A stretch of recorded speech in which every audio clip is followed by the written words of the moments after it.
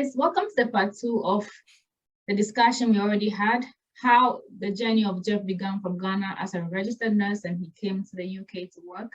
And he's walking us through all the processes, and I hope I'm asking the necessary questions that will help you. If you're still considering traveling to work in the UK, you must watch this video, share with others who also want to embark on this journey. And it's always definitely worth it, and I recommend it. These informations are real and people are enjoying the experience so far. So take the chance if you have it. So Jeff, once again, this is Jefferson. He works in the UK, as I already said. We schooled together back in University of Ghana Nursing School. He was one of the very, very brilliant people I have a lot of admiration for. So Jeff, I'm so proud of your journey so far. So does it make a difference if I'm a bachelor degree, I have a nursing degree, and my friend has a diploma, and we all go and arrive the same day? Pay is different. Do I have any advantage because I'm a degree nurse and they are a diploma nurse? No, you don't have any advantage. The only advantage you have is the extra knowledge you acquired as a bachelor degree holder. That's all. So it can only propel you to do your master's degree, whereas the diploma might have to do an access course before they can do a master's. But when it comes to the work in the UK, I would say nursing in the UK is quite basic. You don't do much. You tend to be writing and documenting a lot and not doing much for your patient. Yeah. Okay. Nursing in the US is very, very intense, very rigorous. You do a lot. You do a lot for the patient from A to Z. You do everything. You do a CNAL, nursing assistant's job. What do you call a CNA, nursing assistants, in Ghana assistants? You do their job in addition to your patients. If you're going to pass medication, the person is sitting in poop, you are not going to go and call that nursing assistant to come and clean the poop. You will stop your nursing job, bath that patient, change their bed, get them into their chair, recliner chair at the bedside. Then you set them up with their breakfast. Because the tray is sitting somewhere, you set them up with their breakfast. Then you now go and get your medication and make sure they take their medication. Sometimes you take a patient downstairs and discharge. You leave your patients and go down and wheel them out into their car to go home.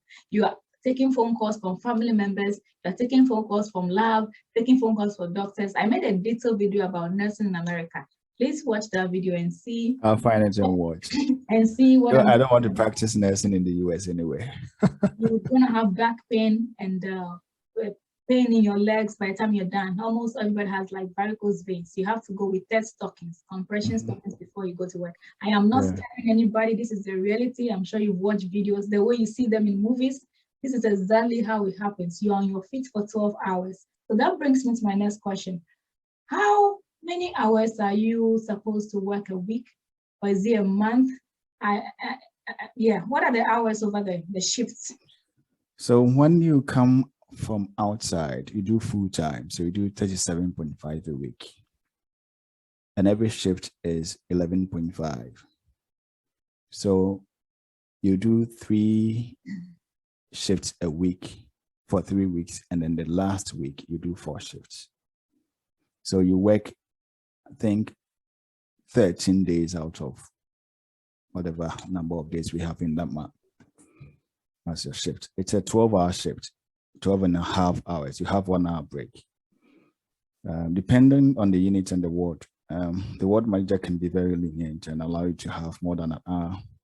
My first ward, we used to do 15 minutes, 2 hours after you take up, then you do your 1 hour, and then you do another 15 minutes just before you do your evening medications. So we had 1 hour, 30 minutes break. That was for our ward, but most of the ward had 1 hour. It was flat. So if you do 15 in the morning, you do 45 in the afternoon, and then you have to close. So 37.5 in a week. So usually you have 4 days off. Usually, yeah. Yeah, so the hours are not too different here too. Some people are hired for 36 hours, some people are hired for 40 hours. If you're hired for 36 hours, that means 3 days of 12 shifts. That ends up becoming like 13 before you get out. Or if it's 40 hours, you do 2 12s and 2 8s. But most nurses are 36 hours, so they do 3 days and 4 days off. but you'll be so tired before the off days even come. It's so strenuous. Anyway, are you paid hourly or monthly or bi-weekly? What is the payment structure like? So for your full-time job, you paid at the end of the month. And depending on which trust you work in, they have different dates, some as early as 24, 25, 26, or 27. And if you are doing extra shifts, some trust will pay in addition to your salary. So you get it at the end of the month, and it's pay weekly as separate salary for you. So you still will be able to calculate to get the hourly rate for your main job or your contracted hours and for any extra shift. And usually the extra hours are higher than the contracted hours. So people tend to do more extra hours so that they can make some more money. Okay. Yeah. So you paid monthly. So that brings me to, if you applied through a recruiter or an agency, you found a hospital yourself, does anybody take a quota of the pay? Are you bonded to any agency that you have to serve a number of years, or do they take a portion of your pay like some recruitment agencies do? Okay, so the contract will tell you how long they are contracting you for. So usually it's 2 or 3 years. So after 2 or 3 years, you can leave the trust, or if you want to renew, you can renew with them. And once you arrive, you don't have anything to do with the agency. The agencies are being paid by the hospitals to recruit for them. So once you arrived in the country, the agencies might check up on you to find out how you're doing. That's all. You don't have anything doing with them again. The hospital HR will take full control over every other process. Yeah. Oh, I see. Because I know some of the agencies in the US, when you come, you are bonded to them for like 3 years. They strike their deal with the hospital. So if the hospital is going to pay you, let's say $40 an hour, the agency will take their share. So what you see in your bank account will be like maybe let's say 26. So they take their share before it even hits your account. And they do that for 3 years because they pay for your hotel, flight, accommodation, and all that you talked about. Yeah. That is when you are doing extra shift with an agency in the UK. That applies. Okay. So when you come in here, you can register with an agency to work extra shifts even outside of your hospital. And that applies. So the agency will give you a rate that they will be paying you, but they will be taking a huge salary or a huge amount from whichever hospitals they are contracting you for. So usually if it's say £30 an hour, then it means that the agency is taking about £45 an hour for sending you there to work for them. But for your full-time job, you don't have anything doing with them. So are you a staff member of that hospital, or are you a staff member of the agency that brought you? When you come in, you are a member of the hospital. Okay. You know, UK is more socialist, unlike the US, where there's much more private companies owning stuff. So most of the trusts are owned by the government. They are private hospitals, but they are not quite many. The other private ones that they do have is the nursing homes and the care homes that people can go work in there as well. But most of the hospitals belong to the national health system, the NHS. Okay. So that brings that next question. So you are either working with the NHS or you are working with a private hospital. Is that it? Yes. So either you are working with the NHS or you are working with a private hospital or a care home. Okay. So what is the care home? Is it equivalent to the nursing home in America? What is the care home? Okay, so in the UK, they have residential and the nursing homes. The nursing homes, some of the residents require nursing care. So every shift there should be a nurse there. But with the care or residential homes, they're just needing some care, not necessarily nursing. So it could be that all the staff in there are carers. They are healthcare assistants, and there might not be any nurse there. And in fact, they will not hire any nurse if it's a residential home because you get paid more if they don't need your services. So that's the difference. So residential and nursing homes are different in that regard. Okay, so who can work in a care home and who can work in a residential home? What qualification do you need? High school? What do you Okay, need? so now the government has allowed them to recruit from outside Europe for care homes. So they are giving certificates of sponsorship for people who can come in and then work in care home as care assistants. I'm not sure you need any certificate. All you need is some English proficiency and your commitment, because you don't do much. Some of them are trained to give tablets, but they go through training before they are allowed to do that. Other than that, it's just helping them to in their daily activities, activities of daily living, washing, changing them, feeding them, assisting them to do their stuff that they would have done if they had the strength. That's what they do in there. Yeah. America has a lot of business you can imagine. They have assistant living, and they have independent living, and they have nursing care. Independent living, let's say you are far away, you can't take care of your father or your grandparents, but your grandparent is still mobile. He's still intact mentally. He is just retired, but he's not able to take care of his house. He's not able to plow. He's not able to mow the snow or something. So you put him in there and just pay the bills over there where he doesn't have to plow, mow, or do anything like that. He's just there. He's able to go do his little walking in the morning, read books, watch TV, chit chat with other people so that he doesn't live alone. Then we have the assistant living where they need some help. Maybe the patient has a feeding tube or some type of tube or drain. They just came from surgery and they have a tube hanging in there, but they are still able to move around a little bit. So they are in levels and they are in grades. And they have the nursing home where some of the patients are not really sick. They are able to get around. So they have, based on whatever your need requires, they have a memory locked center where people have Alzheimer's and dementia. It's locked, the one die in the big building and all that stuff. Yeah, so, I think that's quite similar to the UK. They have that structure as well with the care and residential homes. Okay, that's good. So now you've all heard it, you can come into the UK and work as a carer for all these patients. And there are agencies who are recruiting. So if you search online, you get agencies and they'll find a care home for you. Yes, I saw that.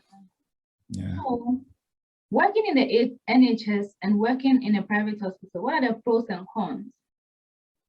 Okay, so working in the private sector, you get better pay. The gross annual salaries are bigger there. Apart from that, I wouldn't want to work there because there are quite lots of benefits when you work with the national health system, the NHS. So you get good annual leave days. And when you are sick, even for a long time, you get your salary. And maternity leave is that long. You can stay at home and then you get paid till, I think, till 9 or 12 months. Never in America. I know capitalists are not like that. Yeah, and then child support, paternity leave for 2 weeks. So I recently enjoyed mine anyway. Congratulations, by the way. Thank you. Welcome the baby, and I'm happy for you. Okay. Thank you. So there are a number of advantages, benefits with the NHS. The only disadvantage with the NHS is that the salary, the starting salary is that low. But comparing that to private, if you are able to work around very well, you should be able to make up for that salary deficit from the private sectors. And it's a very good ground to start your work with when you come to the UK, at least 6 months to a year. You can find all the things you need to find about nursing and gather the experience, and then you can move to the private sector if you so wish. I've seen a number of people who have moved from NHS to care homes because care homes were paying better, and I've seen a number of even people moving from ICUs to care homes because they're receiving better pays in the care homes. And yeah. Yeah, the hospital is always best to start with, like even in the US, you don't want to come as a foreign trained nurse because the nursing practice is so different. You want to go to the hospital, get some experience first before you get out and do nursing home or anything else you want to do, or doctor's office, immediate care or agent care or something. Can you give me a range? How much does a nurse make in a month, or maybe annually? What a range at NHS and maybe a range at private? If you know the private, fine. If you don't worry. So let me put it for the annual salaries. Okay. The basic average annual salary for a staff nurse in the NHS is about 25,000 now, 25,000 pounds. And that for private hospitals will be between 30 to 38,000. So probably 35,000 on the average. And on monthly basis, NHS, you might be thinking of between 1,500 to 2,000 pounds. And then probably with the private sectors between 2,000 to 2,500. Okay, this is a monthly pay at the end of the month. That's the range at which somebody can get. Okay. Yeah. So it brings me to my next question. Family size. When you are applying and all that stuff, you have a family, kids, a husband or a wife, and you are in Ghana, Nigeria, somewhere. Yeah. At which part of the process do you have to include your family? Okay. So when you are filling in your, I think there's one hospital form from the HR that you fill in, and they will ask you about whether you have dependents. So you have to let them know. But the most important part is when you are filling in your visa. So they'll ask you if you are married or in civil partnership. If you have got kids, you have to put them on there because that will serve as the precedence for them to allow them to come in later or not. So you can put your husband and your kid's name in there. I think it's their names or their numbers, so that they get to know that you have these people as part of you. So if you're applying for a family visa for them, they know. Yeah. Okay, guys. When you arrived, you've been there close to 5 years now. Which places have you worked? What was the very first place you worked, and did you move out, and why did you move? Yeah, so I did work in the general medical ward after passing my OSCE. So I worked there for almost 3 years, I think 3 years. Yeah, then I decided to relocate. That comes to the question of where you would want to live when you come to the UK. Very important. Very. Yeah, I was alone, so I could afford to live with somebody or share an accommodation with somebody. But once I got married and I needed to get my own place, then you want to consider if you can afford the rent, if you can afford all the bills that comes with it. And where I came in, Surrey is if it's not the second, is the third most expensive place to live in the UK. Where is that? Very expensive area. It's called Surrey. It's south of London, yeah. And so 2-bedroom flats will be going for between 1,200 to 1,500 pounds. And that's your salary, it's gone. So if you want a 2-bedroom flat and you want to live there, then you would rest assured that one of you would sacrifice a salary to pay rent. The other bills have not come. So you have to think through, okay, so if you're going to get married, then you want to relocate to other parts outside of London, most importantly. So I moved up north to Leeds. And then when I came there, I was fed up doing bedside nursing. So I decided to do something new. And then I did join the endoscopy unit. So I worked in the endoscopy unit for 6 months. And then I wanted to leave the hospital and do something else. So I joined an ambulance service as a clinician. So what we do is we do telemedicine. We triage people over the telephone, and then we advise or refer as appropriate. And that's what I'm doing at the moment. I've also worked part-time shifts in care homes, nursing homes, and in other hospitals through agencies. I've worked in Wigan, I've worked in Manchester, I've worked in quite a number of cities in the UK as well. Depending on what the rate of pay is, I sit in my car and I move there and work and get my money. Okay. So I see you have a vast experience over a very short time. That's impressive. And one thing I always encourage people is that you don't have to sit at one place. If that one place is not working for you, you have to get out. You have to get out. Yeah. So the hospital you get to work in, the very first place you go, do you have a choice over where they send you when you arrive? So you would know that by attending the interview, because that's the hospital you're going to. The staff from that hospital will be doing the interview.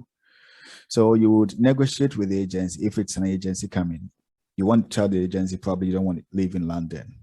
And then they'll want to find some place in the Midlands, so probably Birmingham, Wolverhampton, areas like that, or you want to come to the north, Manchester, Liverpool, Leeds, or the very far north, Newcastle or Middlesbrough. So those areas are quite cheaper.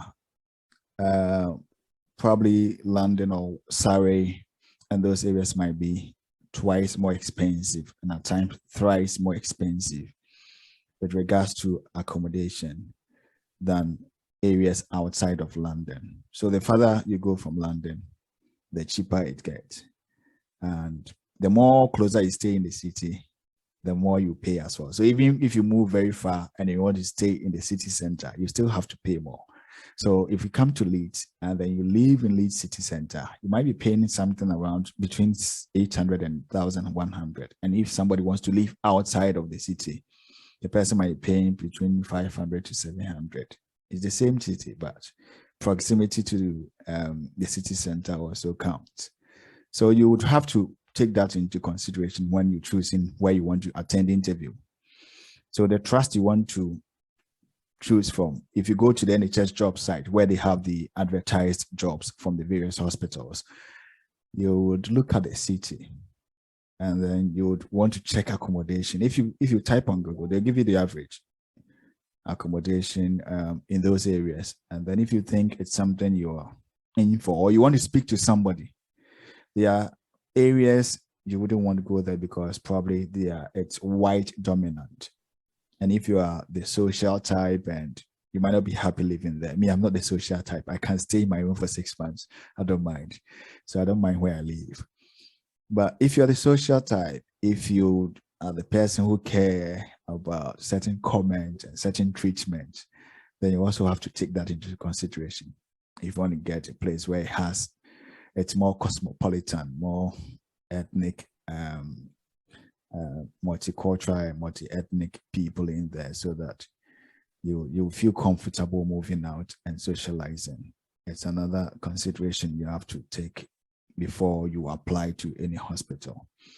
But one thing I've noticed is that people are eager to come to the UK, so they don't consider that. They'll come in first and then they will decide to leave. That's also fine, because if you want to leave the fire, you leave it quicker. Where you land, you don't care.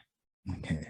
But leaving the frying pan to the fire will be worse. If you want to come to live in central London and using all your salaries to pay for the rent and the other bills, it will not be worth it. You might enjoy the residency of being in the UK and all the hype around it, but economically, it will not be any prudent for you to make if you really relocated because you wanted better finances.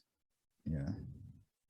Oh my God. So you guys, you can hear the intelligence and the knowledgeable Jeff talking. You can see he's full of information, and I'm very glad I got in touch with the best of the best to give you all that you need to know about your journey, the process, arrival, what you have to do after arrival, and all that.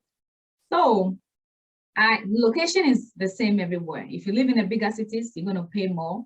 If you live in the outskirts, you pay less compared to what the people in the city are paying. And it's your choice wherever you choose to live. The outskirts are normally better for people who are family oriented. You have little kids, they can have a park and go, and not traffic, the skyscrapers and all the stuff we see on TV. Okay, so I have about 2 people who have personally contacted me One was just yesterday. They are Ghana trained nurses who work in the UK, and they said they want to leave and come to the US. I don't know what picture the US is painting to nurses in the UK, but they said they see all these monies. People are making $10,000 a week. People are making 7,000, 5,000, and they are not making that. So they want to come to the US and they want me to help them through the process. Why are people trying to leave upon arrival? Okay, so everybody seeks greener pastures. Mm-hmm. Yeah, and greener is relative. So they might come to the UK and they find that Canada, Australia, and the United States are better and they are more greener. They want to go there. Mm-hmm. I don't have any problem with that. I have my own thoughts anyway when it comes to relocation. I'm not somebody who likes the US. I don't want to live in there. But I don't discourage anybody if the person wants to go to the US. I have mates in the US, I have friends, and they are making good money in the US. If you want money, you join the private sector. You don't join a social economy. You'll not make money. You have certain freebies. You enjoy free healthcare in the UK. You enjoy free education till the university. You enjoy a lot of things for free because it's more socialist, unlike America. But if somebody can make that kind of money you mentioned, $10,000 a week, what is it about healthcare or education that the person will not be able to pay for? There are people who enjoy that life. I mean, that flair, that flamboyance. You not get it in most parts of the UK. I tell you, UK is very quiet, and it's US is always boiling. The shows and the cities and the kind of names, the celebrities and all that. Very few in the UK.